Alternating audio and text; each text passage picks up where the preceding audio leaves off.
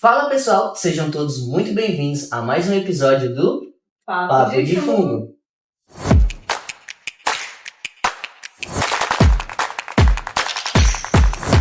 Para quem não me conhece, meu nome é Caio Dourado Barbosa, sou um dos apresentadores aqui do podcast e hoje, juntamente com Heloísa Farias, vamos conversar com uma pessoa que, cara, muito especial, para mim particularmente especial, porque além de um grande micólogo, ele é o meu orientador do doutorado, que é o professor Hudson Henrique Santos Ferreira da Cruz. Nome gigante, mas vamos chamar ele aqui de professor Hudson. Isso mesmo, pessoal. O professor Hudson, ele possui bacharelado e licenciatura em Ciências Biológicas pela Universidade Federal do Rio Grande do Norte. Tem o mestrado e doutorado pelo Programa de Sistemática e Evolução do FRN. Fez o período sanduíche de doutorado no Tsukuba Botanical Garden, no Japão. Realizou o estágio pós-doutoral com um projeto envolvendo filogeografia e biogeografia, também lá no Japão. É ilustrador científico, atua principalmente na ilustração botânica, micológica, entomológica e anatômica. E atua na área de sistemática, taxonomia e biogeografia de fungos gasteroides de domínios vegetacionais do Nordeste brasileiro. E atualmente é professor das disciplinas de sistemática, taxonomia e biogeografia de micro-organismos na Universidade Federal do Oeste da Bahia, que é onde estamos hoje. Então, professor Hudson, é um prazer recebê-lo aqui no Papo de Fundo para conversar um pouco sobre a sua história. Um prazer é meu estar sendo convidado para participar desse podcast, um projeto aí maravilhoso. Estou sempre acompanhando vocês ali, toda vez que sai um episódio novo, estou assistindo. Muito obrigado por ter me convidado. E aí, professor, vamos começar do início. Eita! Você sempre quis trabalhar com fungos ou eventualmente ali encontrou esse reino? Como foi? Assim, eu sempre quis biologia. Fungo um negócio veio depois. Eu, na época era vestibular, né, para entrar na graduação, e eu tentei durante 3 anos. Eu queria efetivamente biologia, bacharelado. Tinha um certo percalço ali com a física, com a química, coisas do ensino médio normal.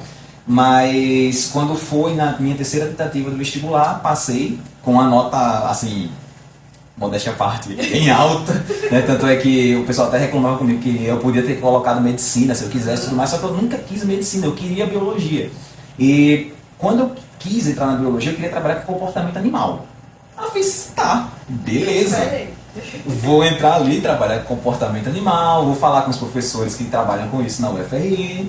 E quando eu cheguei lá para conversar com o professor, logo de cara ele disse, olha, você está no primeiro período, você não pagou a disciplina de comportamento animal, e na época, na grade, não sei se ainda está desse jeito na grade, mas na época era no 8º período, então tipo, era uma última disciplina praticamente do curso. E eu fiquei, tá, e o que é que eu posso fazer então no laboratório de comportamento animal? Eu fiz, lavar a vidraria, acompanhar os experimentos do pessoal que tá lá e... Frustrante demais. Eu, tá, ok, tudo bem, foi seguindo o curso. Quando chegou no segundo período, tive aula com uma professora substituta, que hoje é professora da UFBA, né, a professora Bianca Denise. Então, Bianca na época estava sendo substituta, porque o orientador de Bianca era diretor do departamento na época, então, por ser diretor do departamento, eu tinha uma professora substituta no lugar dele, né. Aí ela estava dando aula de fungos, eu já conhecia a Bianca desde pequeno, fazia muito tempo que eu não via a Bianca, aí ela chegou e fez, Hudson, quer dar uma olhada lá no laboratório? Olha aí. Despretensiosamente, fui lá. Na época estava tendo uma disciplina uma disciplina optativa com o pessoal da graduação, justamente sobre fungos gasteroides. Eu fiz, tudo bem, vou acompanhar, vou nessa disciplina para dar uma olhada, o que é que tem ali. E aí entra já o detalhe que, bom, na disciplina, a primeira vez que eu parei numa bancada para ver um fungo, que eu nunca tinha visto na minha frente, de cara eu já dei com o que virou meu xodozinho, né? O Cialis. Então, tipo assim, foi assim, sentar na bancada durante a disciplina optativa, pegar na minha mão com um Cialis. Quando eu segurei o Cialis, eu fiz, pronto, é isso que eu quero. Olha só. Olha que bacana. E, professor, geralmente a gente fala aqui com os entrevistados que sempre tem um professor durante a escola que incentiva, tipo, a querer biologia. Aconteceu isso com você ou foi só um querer mesmo, desde cedo? Aconteceu, mas eu digo que foi 2 professores, na verdade. Teve um da biologia, que agora de cabeça realmente eu não vou conseguir lembrar, eu terminei o ensino médio já faz 20 anos, né? Então tipo, já faz muito tempo. Então, teve um professor de biologia que realmente me impactou para seguir para a área da biologia, só que ele gostava muito de zoologia, e isso foi que me direcionou para a parte de comportamento animal. Sim. E tinha um professor de literatura. Tá? Então, esse professor de literatura também, ele não empolgava só para a parte do estudo, mas para o conhecimento em geral. Toda vez que tinha uma aula dele, ele colocava uma frase de motivação no quadro, e isso ia me motivando. Terminava a aula, ele ficava na porta da sala esperando o pessoal sair para poder abraçar um por um. Bacana. E isso aí deu uma instiga assim, não, eu quero ser assim, de uma área que vá mais para a parte acadêmica, não queria ser professor. Tá? Então, esse disso aí eu não queria ser professor mesmo, tanto é que eu entrei pelo bacharelado na biologia. E eu fiquei curioso agora. Você chegou a ver sobre fungos no ensino médio? Assim, muito por cima e basicamente nas revisões do terceiro ano, quando já era para o vestibular. Porque na época normal que deveria estar vendo fungos ali no segundo ano, eu acho. Segundo ano, mais ou menos. Eu não vi fungos. Literalmente nada. Conheceu de fato na graduação. Em biologia e se apaixonou. Toquei no Ciatos, já foi. Então, você falou aí de Ciatos, né? E aí nós sabemos que você trabalha com fungos gasteróides. Então, para quem está em casa, né, e não sabe muito bem quem são esses fungos, explica pra gente, pra eles, o que são esses fungos gasteróides e a importância deles na natureza. Que danado. Que danado é gasteróide, né? Bom, eu tenho uma frasezinha bem típica que eu digo que gasteróide é o fungo que gosta da bagunça, né? Gasteróide, ele gosta de estar em ambiente onde geralmente tem um pouco de antropização. Gasteróide não é aquele tipo de fungo que vai crescer numa área totalmente bem preservada. Abra um parênteses, não é indicando que tipo assim, uma floresta preservada não teria gasteróides. Mas, obrigatoriamente, um fungo gasteróide ele vai estar crescendo associado ali com uma planta que geralmente pode ser uma planta exótica. Às vezes ele vai estar crescendo já em restos de madeira depois que uma árvore caiu. Então, como o gasteróide está muito associado com decomposição de matéria orgânica, isso é um dos principais motivos que eles estão ali no ambiente, isso faz com que eles estejam realmente crescendo em áreas que tenha pelo menos alguma perturbação, né? Já aconteceu, por exemplo, uma vez, eu estava fazendo uma coleta em Bahia Formosa. E tinha uma árvore gigantesca lá e tudo mais, e teve uma época que simplesmente a gente não encontrava muito gasteróide na proximidade dessa árvore, e período de chuva muito forte, um raio caiu e partiu a árvore inteira. Quando a gente foi lá, tava lá a clareira enorme, na borda da clareira, um monte de gasteróide crescendo. Justamente nessa área um pouco mais movimentada. Não é que, lógico, não é uma área totalmente antropizada, mas pelo menos um pouquinho movimentada, porque eles não são aqueles primeiros que vão chegar a decompor. Né? Gasteróide nunca vai estar iniciando uma decomposição. O gasteróide ele sempre vem depois que algum outro fungo já começou a decomposição, a madeira já começou a ficar ali um pouquinho mais mole. Ele não é que nem uma orelha de pau, que já pega ali uma madeira mais rígida e começa a fazer decomposição. Ele já vai um pouquinho posterior. Né? E quem seriam então os fungos gasteróides? Basicamente seria o seguinte: fungos gasteróides são aqueles que, durante o processo evolutivo, eles acabaram perdendo a possibilidade de fazer a dispersão de maneira ativa. Cogumelos, no geral, eles têm essa dispersão de maneira ativa, e durante um processo que a gente chama de gasteromicetização, que é um processo que, até pelos estudos que estão acontecendo recentemente, eles indicam que é um processo que ele não tem retorno. Então, as linhagens evolutivas que entraram no processo de gasteromicetização, elas não conseguem retornar para a forma que seria a forma agaricoide, que seria a forma mais próxima ao cogumelo. Então, eles, como perderam essa dispersão ativa, eles tiveram que criar estratégias para dispersar os esporos de maneira passiva. O que foi que aconteceu? Ele precisa de alguma coisa. De alguma coisa externa que ataque ele ali diretamente, né? Então, pingo de chuva, um animal pisoteando, um vento que bate ali e sai arrastando ele, um pouquinho de água da chuva vai criando um riachinho dentro da floresta, pega num desses corpos de frutificação, sai bolando e vai quebrando a porção externa dele. Então, todos os gasteróides eles precisam de uma motivação externa, né? Uma força externa para fazer com que ele tenha a dispersão, porque eles perderam esse processo de dispersão. E para garantir que ele tenha integridade, ele constrói todas as suas estruturas reprodutivas internamente ao seu corpo de frutificação. Porque se ele justamente construísse do lado de fora, ele acabaria perdendo esses esporos, essas estruturas reprodutivas de maneira muito simples, e acabava que ele não ia conseguir se dispersar antes de estar com os esporos maduros. Então ele colocou tudo para dentro do fungo, por isso o nome gástero, né, que é como se fosse estômago. Né? Então ele coloca tudo para dentro do fungo, fica tudo ali recoberto por uma estrutura que a gente chama de perídio. E aí, quando está tudo maduro, é que ele parte do processo de dispersão por uma força externa, não por uma força que ele mesmo tenha. É sempre externamente. Bacana. Os gasteróides são incríveis. E são diferentes dos cogumelos, né? Tem formas variadas também, né? Pessoal, Bastante. que a gente também fala muito dos micro, que a gente não consegue ver, mas esses a gente consegue ver e são muito bonitos. Consegue ver, assim, os que a gente tá. Assim, vamos lá pelos tamanhos, né? Porque, assim, como a gente está falando de macrofungo, é bem comum que a gente encontre realmente formas bem grandes, né? Eu vou pegar aí, por exemplo, clátulos, que a gente consegue ter clátulos de 1 palmo de altura, podaxis, até uns 30 centímetros ou mais, dependendo. a gente encontrou um grandão assim na sexta-feira, né? Então, podaxis pode ficar bem grande, dependendo da situação. O podaxis é interessante porque o podaxis é um fungo que ele cresce em ambiente mais seco, né? É um dos poucos fungos gasteróides que a gente encontra também crescendo em ambientes mais desérticos, né? Tem uma calvácea também que cresce em ambiente desértico, um outro gênero de gasteróide. Sim. Mas é legal porque a gente tem esses tamanhos grandões, mas a gente também tem tamanhos muito miudinhos, né? Pronto, o Ciatis, que é o que eu trabalho, ele vai ali no máximo estourando 2 centímetros. No máximo. E aí, imagina, no meio de uma chuva, na floresta que a gente vai coletar, período chuvoso. Tá lá, no meio da floresta, tudo molhado, o folhiço lá molhado, ele já tem uma cor marrom. Parece substrato. Parece substrato, você não consegue ver. Mas eu tenho uma estratégia. Isso aí já vai. Conta pra gente. Vamos contar aqui pra galera que pra quem está trabalhando com Ciatis, fique ligado. Estratégiazinha muito boa. Uso desde quando eu comecei a realmente trabalhar assim com Ciatis de coletar na natureza.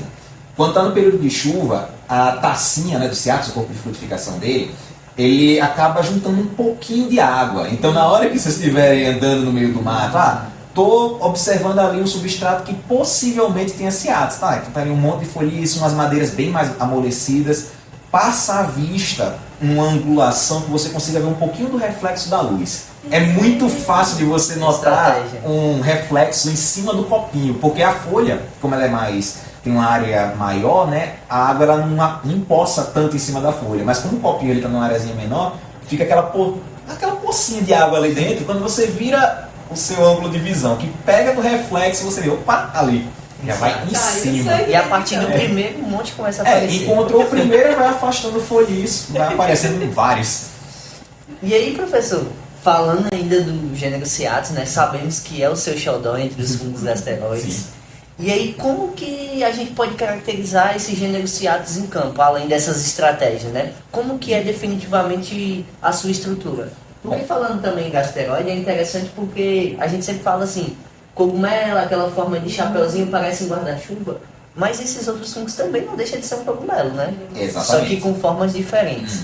O Ciatis ele tem uma forma de um cone, literalmente é um cone, né? E é engraçado que essa forma de cone ela é fisicamente assim, bem adaptada para o esquema de dispersão que ele usa, né? Então, viu essa formazinha de cone com umas disquinhos internos, geralmente esses discos têm uma cor marrom ou cinza, às vezes um pouco mais preto. Visivelmente, você olha ele de cima, parece que você está olhando para um ninho de passarinho, e é isso que dá o nome comum para o gênero, que é fungos ninho de passarinho, né? E o que eu estava falando a respeito da parte física é porque é o seguinte, na base dele, a gente vai ter como se fosse uma almofada de micélio, né? E essa almofada de micélio ela serve justamente para dissipar um pouco da força do impacto da gota. Porque uma gota de chuva, quando ela cai, por exemplo, para um humano, ela não faz tanto impacto, porque a gente tem um organismo muito grande. Mas quando eu estou falando de um fungo de no máximo 2 centímetros, uma gota é gigantesca. Eu fiz até uma vez uma apresentação, enquanto eu estava no doutorado de sanduíche, eu fiz um comparativo em termos equivalentes, né, de peso, o quanto seria. O corpo de frutificação de Ciatis, se a gente fosse comparar, por exemplo, com o corpo humano, seria como se a gota de chuva fosse uma picape. Você pega uma Hilux e joga na cabeça. Em termos estatísticos, em termos de peso, seria basicamente isso. Então é como se você pegasse uma Hilux e jogasse na cabeça de um humano. A força seria o suficiente para esmagar esse humano. Só que no caso do Ciatis, o que acontece? Como eu tenho a parte micelial ali na base, ela dispersa parte dessa força da gota e parte dela retorna com uma força potencial. E isso faz com que o peridilo ele seja lançado. Então, na verdade, eu transformo potencial gravitacional em potencial cinético. Então tem todo um esquema físico envolvido aí por trás para poder fazer a dispersão mais distante. Professor, você trabalha principalmente com as espécies aqui do Nordeste, Cerrado, né? Isso. E aí existem grandes diferenças entre as espécies que a gente encontra aqui e do que em outras regiões do Brasil ou do mundo? A gente está começando os trabalhos aqui no Cerrado Assim, o Cerrado ele já vem com os trabalhos desde o início desse século, né? Então os primeiros trabalhos vieram lá em 2002, mas deram uma pausa ali por volta de 2005 e retornaram depois que a gente começou aqui no oeste da Bahia. Em termos de similaridade, a gente consegue encontrar uma ou outra espécie muito parecida com a Amazônia, muito parecida com a parte de Mata Atlântica, porque no passado, na parte biogeográfica aqui da América do Sul, a gente tinha realmente um corredor que ligava a Amazônia com a Mata Atlântica. Depois que a gente forma a diagonal seca, né, que acaba formando o cerrado no meio do caminho e também acaba formando a caatinga logo na sequência, a gente acaba dando uma separação desses indivíduos. Então, parte fica ali na Amazônia, parte vai para a Mata Atlântica, e a gente acaba tendo uma mistura de alguns deles aqui no meio, incluindo também algumas espécies novas, né? Que é o caso do que a gente acabou publicando aqui para o oeste da Bahia, de 2 espécies de geastro, até com o Cairo, né? Então o Cairo ele tem 2 espécies de geastro publicadas exclusivamente aqui para a região, e o mais engraçado é porque essas espécies foram coletadas na casa do Cairo. Olha só, no quintal de casa. No quintal de casa, literalmente. Do quintal de casa para o mundo. Pois e é. temos também o tulostoma, que é uma E tem o espécie tulostoma também de lá. Também do de mesmo lá. lugar, do mesmo área. Tá Então, faltando Seattle, mas vai chegar. Vai chegar, ó. Já tem, ó, sem spoilers. spoilers. No futuro vocês vão ver. E o seu xodó é o ciado. Isso. Mas dentro do gênero, tem uma Não, espécie tem que ter o segundo que é a que você preferida mais gosta. também? Bom, vamos lá, Eu acho que ele peraí. vai escolher o geastro. Não, eu não vou falar do geastro, não. O geastro eu acho muito bonitinho, eu acho muito legal, mas tem outros gêneros. Incrivelmente eu gosto do tulostoma. Eu acho o tulostoma legal. Bacana também. Agora, o tulostoma tem uma situação engraçada, porque eu achava que o tulostoma, no início, ele era um licoperdon, um bovista. Quando eu vi a primeira vez o tulostoma, eu achei muito estranho, porque quando eu localizei ele a primeira vez em campo, eu olhei assim e fiz, tá, beleza. Ele tem um pseudostipe, né, que fica enterrado. Aí eu olhei assim e fiz, tá, ok, parece um puffball qualquer, né? Puffball é uma das formas também que a gente tem de gasteróides, né, que são umas bolinhas que eles também precisam de um mecanismo de fole, às vezes com algum pisoteio também eles amassam e liberam os esfolos, né? Aí eu vi ele e fiz, interessante, parece um puffball pequenininho, vários assim aglomerados. Aí quando eu comecei a cavar, que eu sempre tenho o costume de cavar para poder pegar um pouco do substrato, logicamente isso aí já é um padrão na coleta de fungos, justamente porque às vezes tem micorrizas, às vezes tem rizomorfas, às vezes tem coisas atreladas ali junto que a gente quer pegar também e analisar. Um pouquinho de tudo. Aí eu fui lá, peguei um pouquinho, quando eu puxei, que eu vi que tava um puffball com um pseudostipe assim, eu fiz... Quase um pelulique na sua mão. Pois é, eu olhei assim, oxe, foi minha reação, foi literalmente essa, eu fiz, oxe. Aí tá, beleza. Aí eu peguei, levei ele para o laboratório. Aí a primeira vez que eu mostrei ele no laboratório, eu fiz, não, isso aí é um tulostoma. Aí eu fiz, que legal, nossa, diferente. Gostou. Aí gostei do tulostoma, achei interessante, porque foi assim, o mais estranho a priori no campo. Lógico, depois tiveram clatros, quando eu vi Itajaia no campo também, Itajaia é muito diferente. Como é que é? O Starreliomices. Starreliomices é muito bizarro. Ele parece que a espécie que tem lá no Parque das Dunas, na Mata Atlântica, ele tem tipo um cinto, né, assim, de gleba, assim, no meio dele é muito estranho. Muito legal. Mas assim, sobre Ciatus, né, o preferido, o meu xodó, é o Ciatus badius, por conta que durante o doutorado de sanduíche eu acabei participando assim, ativamente na redescoberta dele. A história do Ciatus badius ela é engraçada, porque ele foi coletado na ilha de Chichijima, né, no Japão, que é do arquipélago de Ogasawara. Fica a 25 horas de navio de Tóquio, e são 2 ilhas principais, tem outras ilhas menores que compõem esse arquipélago. Chichijima é a maior de cima, que é onde tem a cidade, onde o pessoal mora mais comumente. Hajime é uma ilha mais ao sul, uns 30, 40 quilômetros ao sul, né? Que ela é um pouco mais esticada em comprimento, mas em termos de área total ela não chega a ser tão grande quanto o Chichijima. O que acontece é que a espécie Ciatus badius ela foi coletada em Chichijima na década de 70. Aí teve a Segunda Guerra Mundial ali e tudo mais, o pessoal já vinha resolvendo a situação após a Segunda Guerra, mas a ilha, por conta da Segunda Guerra, ela teve que ser esvaziada. Só alguns pesquisadores iam para lá, coletavam a amostra, descobriam o que era e tal, beleza, vamos lá. Quando foi por volta ali da década de 90, o governo japonês propôs que o pessoal retornasse para a ilha de Chichijima, para repovoar a ilha, já que tinham esvaziado por conta da guerra.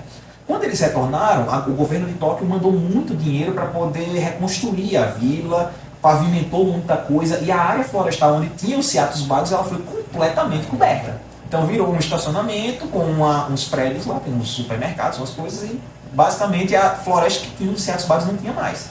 Rodei a ilha totalmente lá junto com o meu orientador do doutorado de sanduíche, o professor Kentaro Hosaka, e não encontramos nenhum Seatos na ilha. Eu fiz, poxa, E aí? não tem jeito nenhum aqui de encontrar, já estava meio frustrado, eu tinha ido fazer o doutorado de sanduíche justamente com Seatos, mas não tinha frustrado totalmente por conta que eu tinha levado umas amostras para lá para analisar, fazer biologia molecular e tal. Na hora que ele disse, ó, a gente vai passar 2 dias em Hajima, a ilha mais ao sul, tem mais uns outros pontos de coleta, é interessante lá, e a outra menina que estava junto com a gente, que é a Elizabeth, que era que fazia pós-doutorado lá no Japão na época, ela precisava coletar rússula. Aí eu disse, tudo bem, rússula e lactários. Vamos junto. Ok, vamos junto. Tô aqui na ilha mesmo, não vou ficar sozinho de Tidima. Pegamos um naviozinho, rapidão, 2 horas a gente tava na ilha ao sul. Foi lá, despretensiosamente, parou o carro numa área que tinha um pouquinho de vegetação, umas serrapilheiras lá, para poder coletar alguns lactários que estavam lá crescendo. Quando eu olho, Seatos.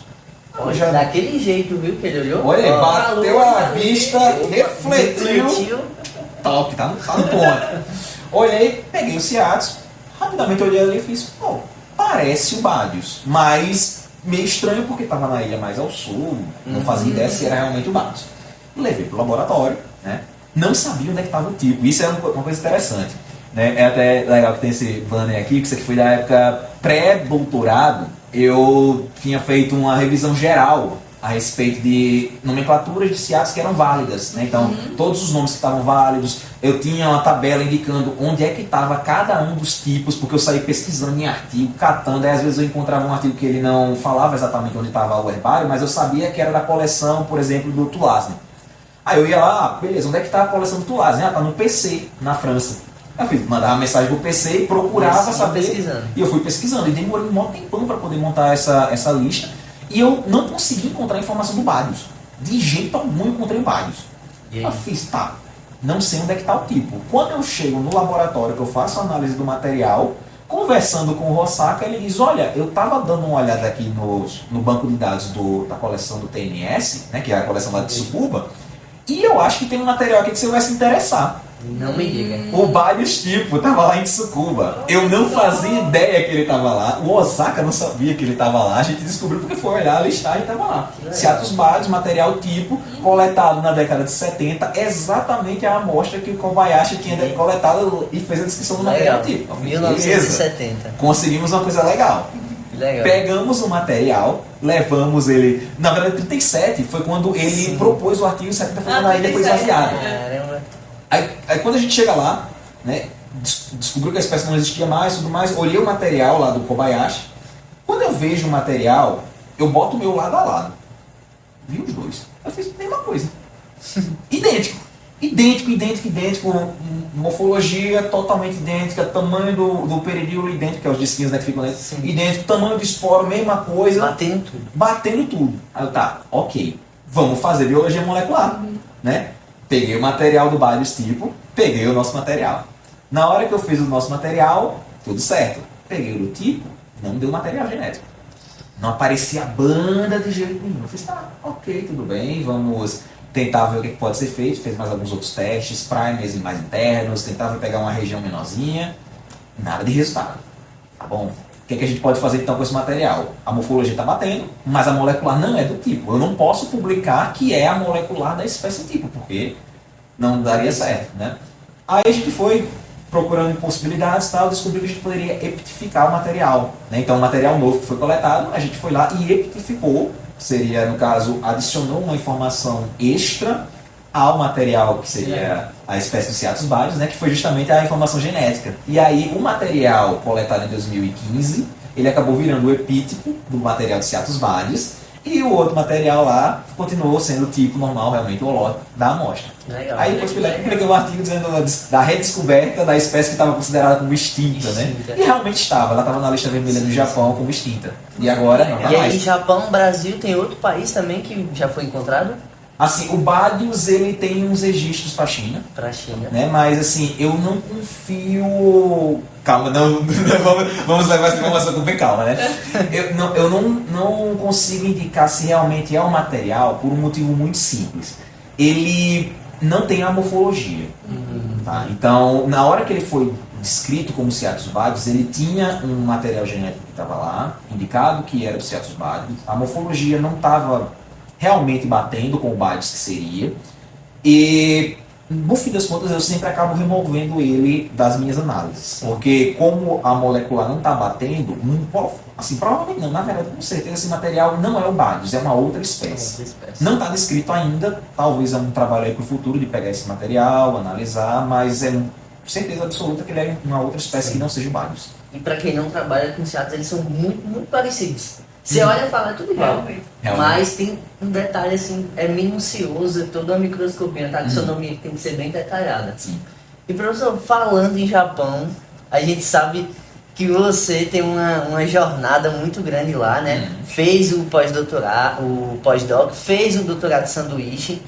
E não tem como não falar do Japão. E aí você passou um tempo, né, no Jardim Botânico lá, né, de Tsukuba, que é de Tsukuba Botanical Garden. Conta como foi essa experiência. É diferente trabalhar lá no Japão? Assim, a experiência lá no Japão, em termos acadêmicos, comparado com o Brasil, ela tem prós e contras, né? Vamos começar primeiro pelos contras, que eu acho que são tão poucos que a gente acaba assim, falando muito rapidamente deles. Como eu estou num país estrangeiro que é falando uma língua mais, assim, que ela é bem mais difícil do que a nossa língua materna, com certeza, e muito mais difícil do que o inglês, né? O japonês ali é complicado. Eu tinha muita dificuldade de fazer a comunicação com alguns técnicos, com alguns outros estudantes, mas quando a gente conseguia, assim, nem que fosse com mímica, nem que fosse usando ali minimamente um tradutor, dava para desenrolar um pouco. Então talvez o ponto negativo maior seria esse. O resto é positivo. Barreira linguística. Barreira linguística é o mais complicado. Agora, em termos de estrutura laboratorial, em termos de disponibilidade de reagentes, em termos de projetos aprovados, isso aí eu agradeço muito ao meu orientador que me aceitou lá para fazer o doutorado de sanduíche e que também me aceitou para fazer o pós-doc. A quantidade de projetos aprovados, o professor Rossaca, ele tem um projeto que ele é muito grande, literalmente para sequenciar todos os fungos, e isso não é aleatório o que eu estou falando, o título do projeto é literalmente sequenciando todos os fungos, porque ele entra em campo, ele coleta tudo e ele tem verba para sequenciar tudo que ele coleta. Então ele vai pegando e vai levando. Ah, mas ele manda para algum lugar para sequenciar? Nem isso ele precisa. Pelo projeto ele conseguiu um sequenciador. Então a gente estava lá na sala fazendo a biologia molecular, lá separando material, amplificando tudo mais. Depois que purificava, a técnica sempre dizia, ó, purificou, já coloca no sequenciador, já coloca na plaquinha aqui. Não vai ser para envio não, botou aqui na plaquinha e virou para sequenciador direto. No mesmo local. A gente fazia isso geralmente no período da manhã, né? Tipo, finalizava a purificação, já colocava na plaquinha e almoçar já com ele sequenciando. Final da tarde já pegava lá a placa inteira sequenciada, ia só fazer as análises. Muito mais tranquilo, muito mais prático. Coleta também, assim, então verba para coleta, com disponibilidade de carro do museu. Como não era uma universidade, era tudo relacionado direto com o museu, então o contato era muito com o diretor do museu. Né? E vantagens, o diretor do museu ele trabalhava com algas e líquens. Então ele sempre estava ali junto com a gente, trabalhando com a parte dos fungos, e acabava que falar com ele, a gente falava ali na hora do almoço, estamos precisando de carro para coleta, para fazer uma coleta lá, não sei onde, lá no Monte Fuji. Beleza, a coleta vai ser em outubro. Beleza, tá liberado, ninguém vai usar o carro não. É muito bom. Era muito mais assim, tranquilo, só vantagem. E, professor, você trabalhou com a parte da biogeografia no pós-doutorado, não sei se já trabalhava, mas teve alguma descoberta que você achou mais interessante, ficou mais impressionado, curioso em relação à biogeografia desses fungos? Não, essas descobertas. Eu posso dar um leve spoiler. Posso dar um leve spoiler que isso também tá me incomodando um pouco a respeito dos resultados. Teve uma situação de um grupo específico. Na biogeografia eu voltei a trabalhar com os fungos nidulariáceos, né, esses ninhos de passarinho, que é o que inclui os ciatos, só que eu expandi para além dos ciatos. Então eu peguei todos os gêneros que estão envolvidos na família. Né? Então, nídula, nidulária, micocália, retiperidíurea, crucíbulo, junto com os ciatos, né, das 6 gêneros, é o que compõe a família nidulariácea. E eu peguei e fui sequenciando algumas amostras que eu achava mais interessantes. Usei o banco de dados do museu, que tinha muita coisa, eu lembrei do projeto lá, que é sequenciar literalmente tudo. Então, O que tinha de material já sequenciado, que eu não precisei trabalhar, era absurdo. Era um banco de dados de para lá de 400 sequências. Né? Então, fui lá e peguei esses dados, comecei a analisar. E, a princípio, assim, é esse ponto que eu não posso contar ainda, porque ainda vai sair os arquivos, mas vai sair um spoilerzinho rápido aqui. A princípio, vai ter alguns gêneros aí que, potencialmente, eles são dimórficos. Tipo assim, literalmente, 2 gêneros ali que tem os 2 tipos de formas acontecendo no mesmo clado, sem nenhuma diferenciação, como se eles fossem exatamente a mesma coisa. E tem um bom indicativo de que o surgimento disso pode ter sido, tipo, o surgimento do grupo como todo, da família, pode ter surgido nas áreas do Pacífico. Né? Então, ainda vai ter maiores descobertas de onde é que vai ser exatamente o ponto de origem, o centro dessa origem, a dispersão, como é que aconteceu. Isso aí é pro artigo, depois vocês veem. Esses outros gêneros que o senhor citou, a morfologia parece com os ciatos ou é totalmente diferente? Temos 2 tipos, na verdade, tá? Então, os ciatos, eles têm a forminha de taça, né? Que parece um ninhozinho com os disquinhos ali dentro. Crucíbulo e nídula seguem o mesmo padrão, né? Então, é uma formazinha de taça com os disquinhos ali dentro. O que vai separar deles 3 é basicamente como é o disquinho, né? Então, para nídula, o disco todo é adesivo. Para crucíbulo, eu tenho parte do disco adesivo e eu tenho uma estrutura na base do disco, que é o cordão funicular, bem mais simples, mas que ele ainda também é adesivo, então ele tem adesividade no peridíolo e adesividade no cordão funicular. Para ciatos, eu tenho adesividade apenas na ponta do cordão funicular. Então, são detalhezinhos mínimos. diferenciam. Mas assim, para quem já está dentro da família, quando a gente olha para eles, não é assim, o problema que a gente tem com ciatos, né? Porque ciatos, como o Caio falou, né, é tudo muito parecido. Olhar para a nídula, você bate o olho e diz, beleza, é uma nídula. Qual o diferencial principal de uma nídula? Ela tem uns pelinhos na parte externa que é branquinho. Sim. Então, tipo assim, ou é branquinho e tem uns que são um pouquinho mais amarelados, aquele amarelo, quase um bege, um amarelo bege. Então, tipo assim, você olha para ele, você vê uns pelos muito bonitos, clarinhos, com certeza nídula. Crucíbulo, aí já entra um problema, porque o crucíbulo ele lembra algumas espécies de ciatos que não tem pelo. Então, visualmente, crucíbulo é muito comum a gente encontrar nas coleções ele sendo identificado como ciatos, ou alguns ciatos sendo identificados como crucíbulo. Principalmente o ciato zola, porque ele é a cara de um crucíbulo. Então você olha para o ciato zola e você diz, é um crucíbulo. Aí a galera vai lá e identifica, crucíbulo. Aí quando você pega o material, ciatos. Os outros, né, retiperidíulia, micocália, nidulária, eles são a forminha de bolinha. Tá? O que vai diferenciar entre eles? Tá? A nidulária, ela é uma bolinha que o perídio ela é mais espesso. Né? Então ela tem um período mais grossinho. Então é como se fosse uma bolinha. Imagina aquelas bolas de futebol que tem os gominhos ali em cima. Pronto, seria mais ou menos aqui, um gominho assim mais espesso em cima. A micocália é um pouco mais evanescente a estrutura de cima. Né? Então é um pouco mais fininha. Retiperidíulia também. Ele é um pouco mais evanescente na parte externa. Só que aí é onde monta a diferença de retiperidíulia para micocália. Retiperidíulia foi descrito em 2019, 2018, não vou lembrar agora ao certo. Recente, é bem mais recente, retiperidíulia. Mas o que diferencia retiperidíulia de micocália é justamente porque essa estrutura do perídio mais evanescente dele, ele tem um retículo. E é por isso o nome de retiperidíulia, porque é como se fosse um peridíolo com um retículo, né? Então é como se fosse uma trama recobrindo ele. Mas a gente só vê isso no microscópio, né? Colocou no microscópio, viu reticulado, retiperidíulia. É diferente. Muito legal. E além dessa parte da taxonomia, sistemática, molecular, filogenia, você também ilustra muito bem, né? Dá pra ver pela camisa que ele sempre tá usando, a camisa ilustrada, os banners que ele faz, ele já tem vários livros também que ele ilustrou, né? Então, como é que surgiu essa paixão pela ilustração? Bom, primeiro, essa camisa aqui não fui eu, tá? Essa daqui, mas essa aqui tem dedinho do Japão. Essa ilustração foi da esposa do Hosaka, né? Ela também é ilustradora. Nossa, e todo ano eles fazem uma estampa nova, né? Para o Kinoko Ten, né? Que é exibição de cogumelos. A tradução literal seria literalmente isso, né? Exibição de cogumelos. Que acontece em outubro, né? Até desse ano teve, eu infelizmente não estava lá. E não sei qual é a estampa da camisa desse ano, mas quem sabe ano que vem, não sei, eu posso estar lá e ver qual é a estampa do ano, que todo ano tem uma estampa diferente. Mas sobre a ilustração, engraçado essa situação da ilustração, porque eu não era para trabalhar com ilustração, eu só fazia para mim as coisas. Essas ilustrações que tem aqui, por exemplo, de banner e tudo mais, eu fazia pessoalmente. artigo meu, publicação minha, eu já sabia ilustrar desde pequeno, né? Então eu fui só aprimorando para fazer para os fundos. Quando chegou no mestrado, ali logo no iníciozinho do mestrado, deu um problema com a minha bolsa. Então, na hora de fazer o cadastro da bolsa, eu não sei exatamente o que foi que aconteceu na documentação. Eu sei que foram uns 3 meses, mais ou menos, que eu tinha que ter a bolsa, né? Tipo, eu estava na colocação no mestrado para ser uma pessoa que receberia a bolsa. Mas, por conta desses problemas, simplesmente passo 3 meses e nada de dinheiro. Ficar sem grana? Ficar sem grana, sem trabalho, sem nada, tinha que fazer alguma coisa. Aconteceu o seguinte, tinha um outro aluno que fazia mestrado, né?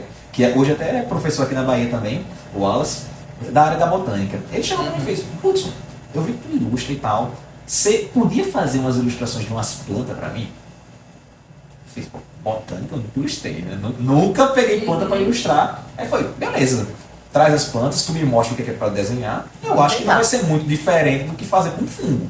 E realmente, assim, tirando as estruturas próprias das plantas, tipo ovário, pecíolo e tudo mais, todas aquelas outras estruturas básicas de planta, que tinha que ver, e às vezes tinha um fruto específico, com uma forma específica, com uns pelinhos específicos, mas isso aí eu pedia informação direta para a pessoa. Né? Então eu chegava para o Wallace: olha, eu não sei o que é isso aqui. Ele chegava para mim e dizia: ó, eu quero que você ilustre isso, isso e isso. Eu fiz: cara, mas eu não sei o que é isso, eu não trabalho com planta, eu trabalho com fungo. Aí quando ele me explicava, eu olhava na lupa, aí eu: ok, beleza, agora eu sei o que é. Aí ia lá e ilustrava. Fui ganhando confiança com as plantas. E acabou que o pessoal do herbário da UFRN começou a me procurar.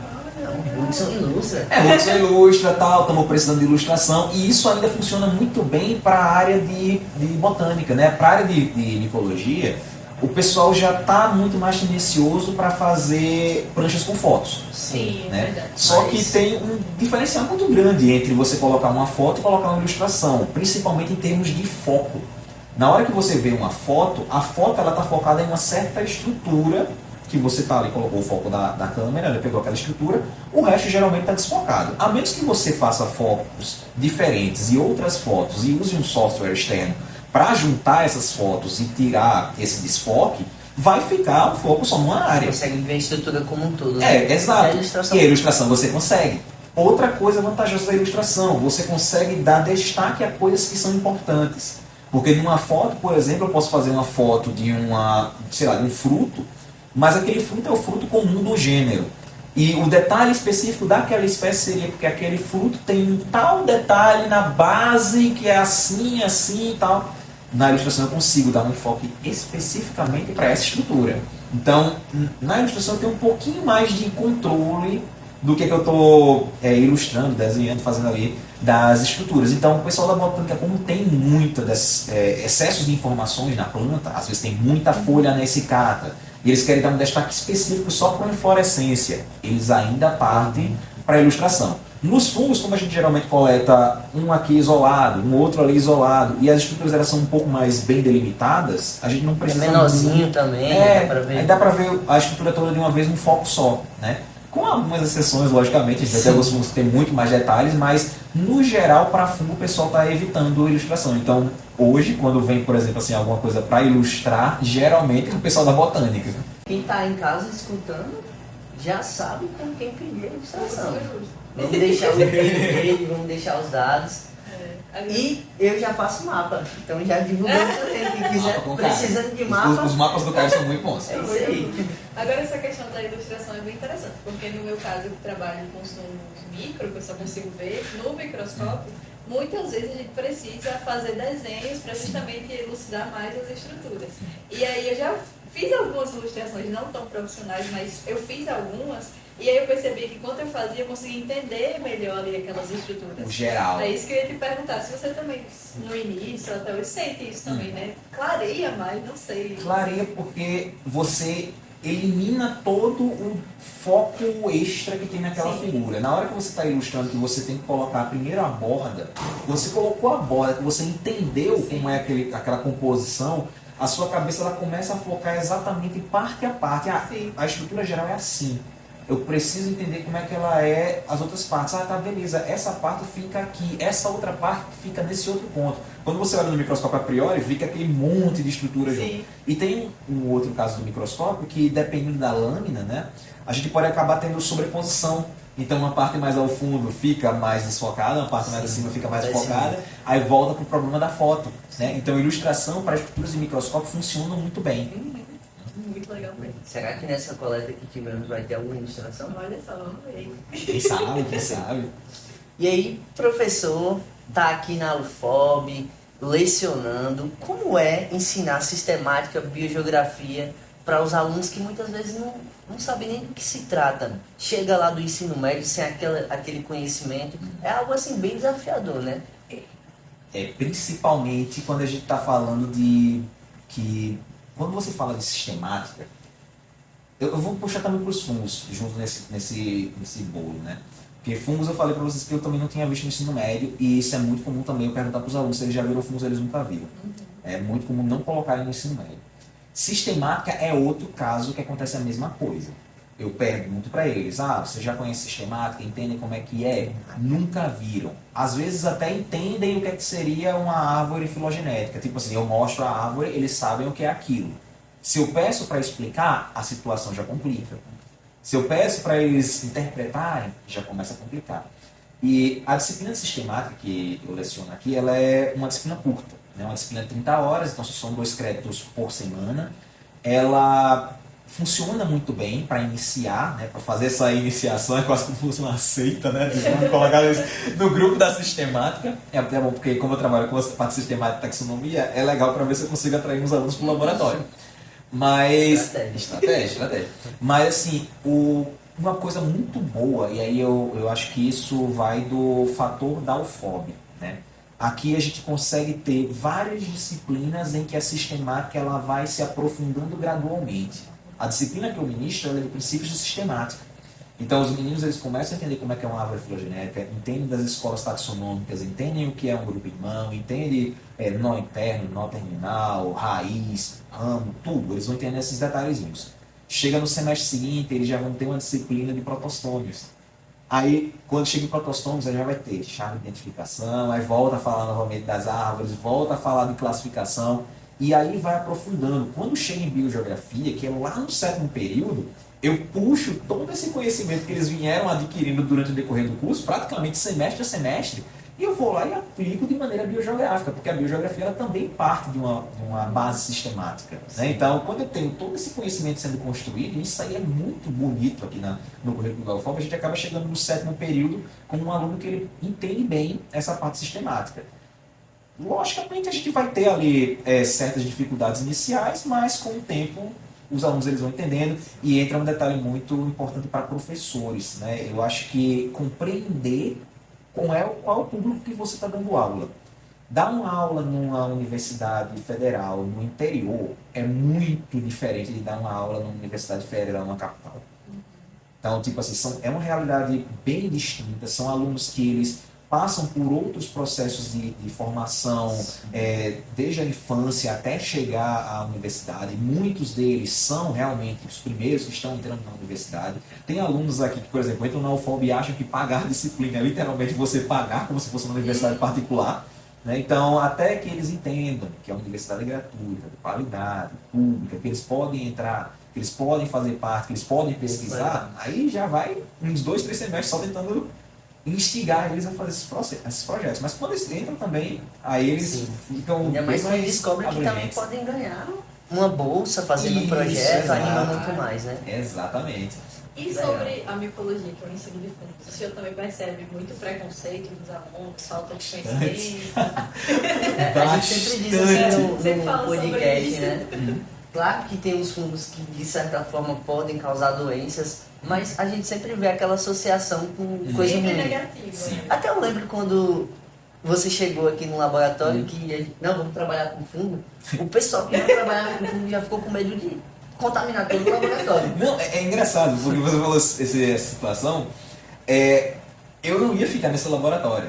tecnicamente, eu deveria ficar no laboratório que é da microbiologia, porque seria onde o pessoal trabalha com bactéria, trabalha com fungos, no caso microfungos, né? Trabalha ali com um pouquinho de parasita também.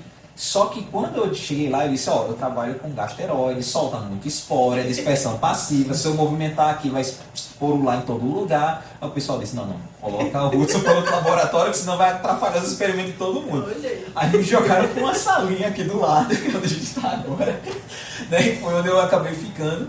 Não reclamo, foi bom, mas assim, realmente o pessoal tem um certo preconceito de, eles soltam esporos de maneira passiva, então aí quando o pessoal tá mexendo ali, vai misturar tudo aqui, vai ficar tudo contaminado, vai todo mundo ficar doente. Não vai. Não é bem assim, né? E, professor, agora é aquela hora da verdade, né? Microperrengue. Esse é do bom.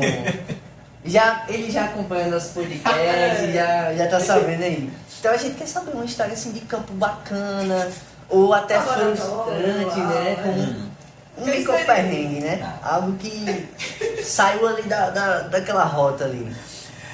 Eu tenho alguns, mas eu vou escolher um, que esse aqui eu acho que ele inclui um pouco também o meu tempo lá no Japão. Ele é quase uma mini história, né? Mas eu vou precisar contar o perrengue inteiro, porque isso é comigo, não é com outra pessoa. Eita. Eu vou evitar incluir o nome de outras pessoas, porque justamente o microperrengue é legal que eu fale o meu. Lembram da coleta lá do Seatos Bades, lá em Tititima, né? Eu sou de família de Natal, né? Então, tipo, Rio Grande do Norte, meu pai, a família dele toda é de área de praia, né? Então, basicamente, eu cresci na praia de Jacumã, né? Então, nadando todos os dias, Jacumã fica no litoral norte, ali de Natal. Então, férias, aí ia lá pra Jacumã, passava o mês de janeiro inteiro, fevereiro inteiro, nadando no meio do mar lá. Meio perigoso, né? Teria me largado lá no meio da praia sozinho, mas acontece. Mas, assim, eu fiquei naquela, não. Eu acho que eu não vou ter problema de pegar um navio 25 horas, tranquilo. Praia e tal. Já começou o problema seguinte, a gente ia fazer a viagem, acho que era na sexta pro sábado. A gente ia pegar o navio na sexta de manhã e ia chegar no sábado de manhã na ilha. Na quinta de madrugada, antes da gente ir para pegar o navio, teve um terremoto de escala 4. Foi o meu primeiro grande terremoto no Japão. Eu estava deitado e começou a tremer. Não, isso eu estava em casa ainda. Eu estava preparando para poder ir no dia seguinte para pegar o navio. Eu lá em casa, dormindo, né, no alojamento, o terremoto foi tão grande que tinha uma cordinha que a gente puxa para poder ligar a luz, né? Tem aquelas luzes que tem uma cordinha que você puxava para ligar ela. Você puxava uma, ela ficava amarela, puxava mais outra, ela ficava branca, puxava de novo, ela apagava. E a cordinha balançava, por conta do prédio balançando, por conta da escala 4. E a cordinha balançando, e eu acordei, tanto com a vibração quanto com a cordinha batendo no teto. Eu fiz, pronto, vou morrer agora, tá tremendo aqui. Beleza, aí eu fiquei naquela, não. O Consa acaba de mandar mensagem, vai dizer que a viagem foi cancelada, porque eu tava vendo a notícia e o terremoto tinha sido justamente com o epicentro lá perto de Tititima. Aí eu fiz, não, provavelmente vai ter alerta de tsunami, que sempre, quando tem esses terremotos próximo à área de ilhas, eles têm um alerta próprio do governo japonês para dizer se tem tsunami ou não. Aí não teve alerta de tsunami, tudo normal, viagem de pé, sexta-feira, vamos lá pro navio. Beleza, não vou tomar nenhum medicamento para enjoo nem nada não, vou lá no navio. Desengano meu.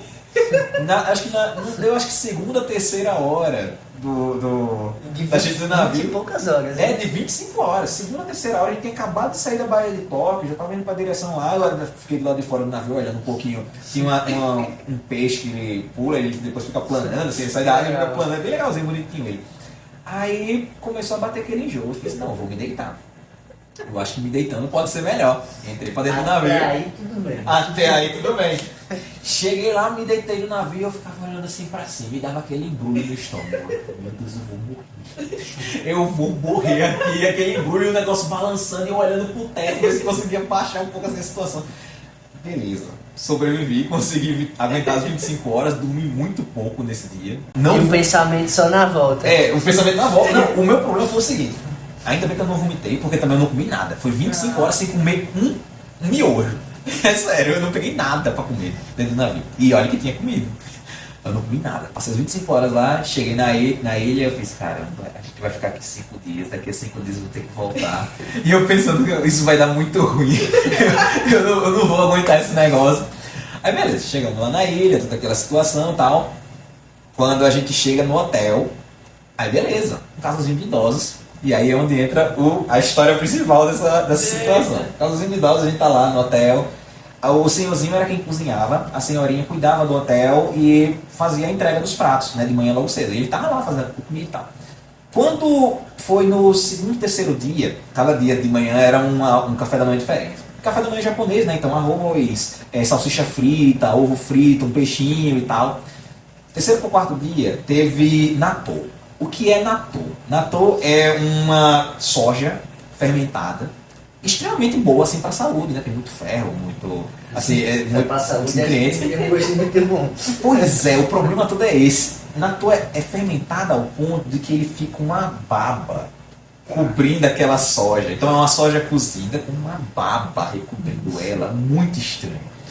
Aí, quando eu peguei aquele negócio na minha mão, né, tipo assim, na tigelinha, aí o Osaka olhou pra mim e fez, seguinte, isso é natto. Japão é dividido em dois grupos de pessoas. Metade gosta, metade odeia. Não tem meio termo. Tá bom. Já fui me preparando psicologicamente pro natto. Aí a pós-doc, né, a Elizabeth foi lá, pegou o natto, botou na boca, fez... comestível, mas não gostei muito não. Tá bom, ok, vamos lá tentar pegar o natto. Peguei, botei um pouco na boca. Meu Deus, que coisa horrível. Horrível, horrível, horrível. Mas tá bom, vou fazer o seguinte, vou fazer como eu faço no Brasil. Pra não fazer desfeita, porque o que é que me disseram? Japonês odeia que faça desfeita. Se ele bota uma comida pra você, você come. Deixar a comida é uma desfeita. Aí eu fui lá, não, eu vou comer, mas eu vou comer rapidinho pra me livrar desse negócio logo. Juntei assim o natto, botei em cima do arroz, né? Dei aquela misturada e tá pra dentro, comi.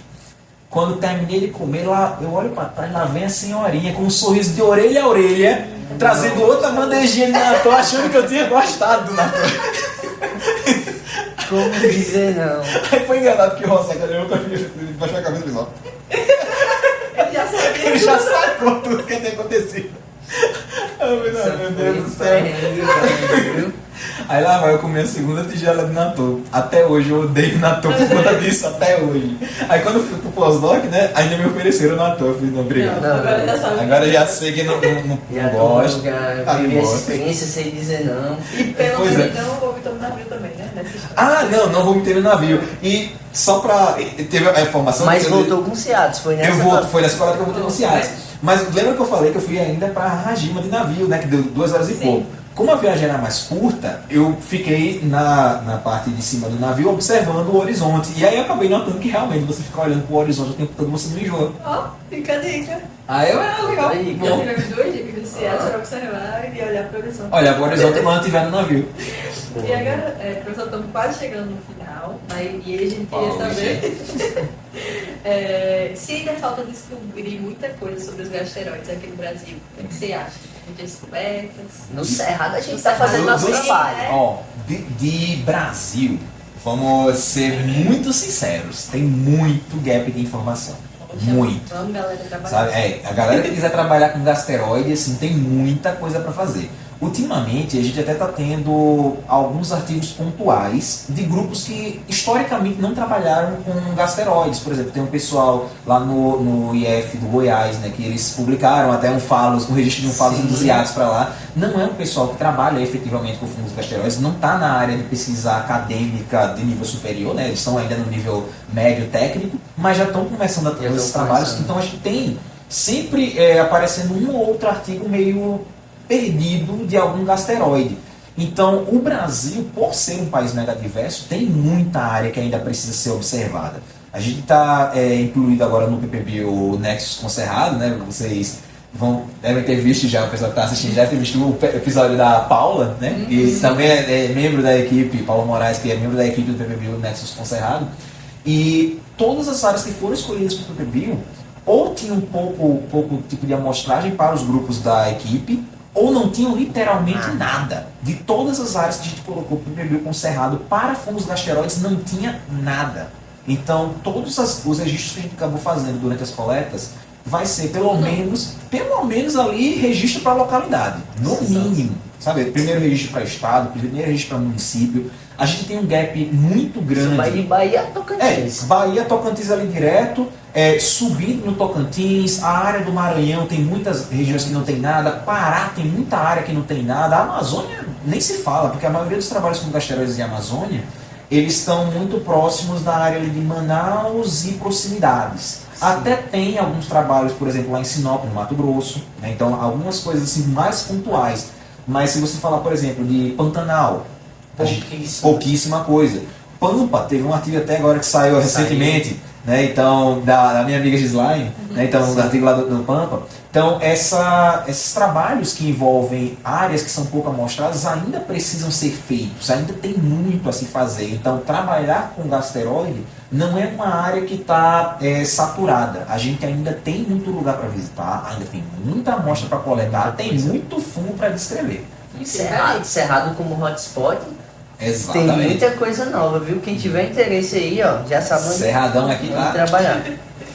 E, professor, agora um conselho final, assim, o que você diria, um momento filosófico, né? Que conselho você deixa para quem quer começar a trabalhar, seja com fungos gasteroides, ou até mesmo na área da sistemática, da taxonomia de fungos, ou até mesmo na ilustração? Né? Primeira coisa, dê chance aos sonhos. Porque é o seguinte, tem muita gente que tem a ideia, eu quero ir para, pegar a ilustração como exemplo, eu quero ir para a área da ilustração. Aí você entra, por exemplo, no Instagram, entra no X, aí de repente tá lá, você vendo pessoas que ilustram, que já ganham dinheiro com isso, que já são dessa área, que já tem um arcabouço de clientes muito grande, e você começa a querer se comparar com eles. Esse é o maior erro. Você está iniciando.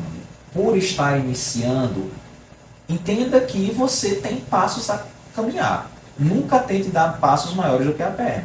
Se eu quero começar a fazer ilustração ali pessoal, como aconteceu comigo, comecei a fazer ilustração para mim, para os meus artigos. Deu certo, funcionou, o pessoal gostou, começou a aparecer o povo da botânica. O povo da botânica olhou para eles ali e gostou, começou a aparecer o pessoal da entomologia.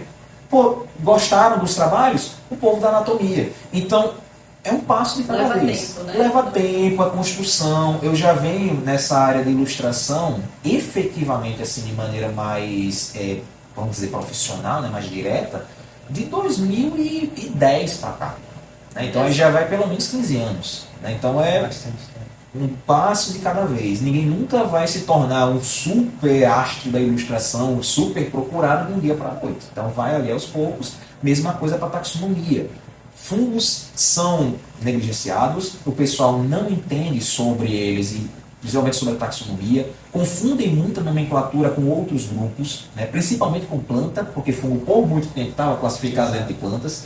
Né? Às vezes só acham que fungo faz coisa ruim, né? Então vai juntar lá com a parte da microbiologia só com potenciais negativos. Então, até que você entenda, insira na cabeça que não, a gente tem fungos que podem ser potencialmente benéficos. A gente tem fungos que eu posso estar identificando ali para descobrir sobre a diversidade. A gente tem algum fungo que poderia ser utilizado para, sei lá, procurar um medicamento novo que ninguém nunca viu. Até que isso vá sendo construído, é uma graduação, com um mestrado, às vezes até um doutorado, para você começar a realmente entender como é que tudo aquilo funciona e gerar um produto ali interessante que vai servir realmente para a humanidade. Né? Nunca tente mudar o mundo na graduação. Você pode começar. Tipo assim, você começa o primeiro passo a mudar o mundo ali na graduação. A mudança vem depois. Isso vale para qualquer coisa que você fazer na sua vida, né? Professor, muito obrigado por compartilhar o conhecimento com a gente, aprender mais sobre os fungos gasteroides, ilustrações, cultura japonesa, muito bacana. E espero poder encontrar brevemente para falar sobre os futuros resultados. Com certeza. Então é isso, pessoal que está acompanhando. Siga nosso podcast, comente nas redes sociais, interage aí com a gente para novos episódios. E até isso, né? Até a próxima. Até a próxima. Obrigada mais uma vez, professor Hudson, por aceitar o agradeço. convite. Espero que tenha Vamos deixar o gostado. e-mail dele, vamos deixar o contato, e-mail pra quem tiver vocês interesse. mandarem dúvidas aí, né? Sobre coisas gerais. Super solícito. Super simpático, solícito. E é isso aí, pessoal. Até o Obrigada. próximo episódio. Até mais.